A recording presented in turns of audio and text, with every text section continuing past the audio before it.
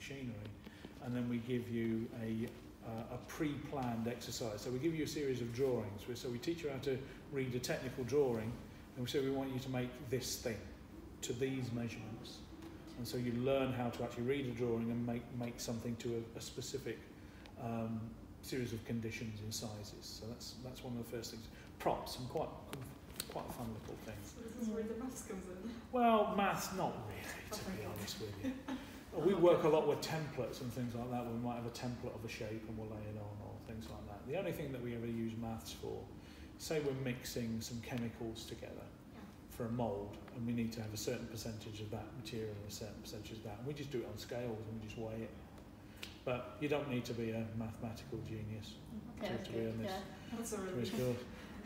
You need to be a genius in other areas. You need to be a creative genius. You know, that's the rest of it is relatively straightforward. You know, so and anything that you would need, we teach. We don't throw people in and say, well, you should know these things. I teach everything from scratch. So if you look at the nature of the work that's lying about, I can tell you now that most of the students that produced that beautiful work couldn't knock a nail in straight when they came in my workshop when I first made them. They had no practical skills at all. They come through art and design courses and they've been to school, of course, they've done those sorts of things. But they had never had any kind of workshop-based training. So everything you learn here, it doesn't assume anything. It assumes that you're creative and you're intelligent and you want to work, but you don't know any of the skills. And so we teach everything from the ground up. So if that was a worry, or you know, the math, don't let that concern you, because we teach all of that from the very, very beginning. Same with the computer work. We don't expect people to come in and be computer geniuses. All of the software, all of the techniques, again, as if the first thing they teach you to do is switch on the machine. I'm not joking. It's that.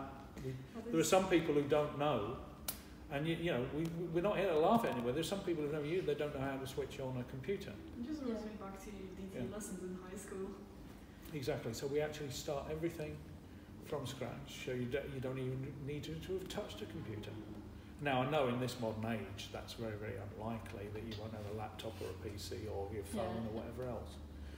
But that's the way we do it, and that ensures that nobody gets left behind. And what we find is, surprisingly, is that those people who have actually done some work are usually the ones that are most difficult to advance. When you get the people who are just open to it, so all right, I've got to start from scratch here, and they're open to that idea. They're the ones that you normally fly, because they're not fighting against knowledge that they think they've already got.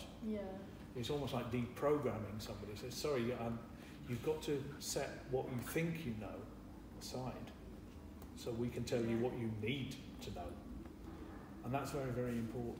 So please, I would say to you, if that's a worry, it doesn't even exist. We don't do that, and we do that for a deliberate reason. It's to make sure to encourage people to actually, to start and really get stuck into what it is that we're doing. And it's a lot safer for us to train people in the tools and equipment from scratch, because then we don't, as tutors, say, oh, well, they know how to knock a nail in. So, well, no, they don't. All right, well, we're going to have to show somebody how to do that, and then we're going to have to show somebody how to do some construction and how to use the instruments and the tools and the things like this. And and it's amazing how quickly, because you might look at that, oh, I've never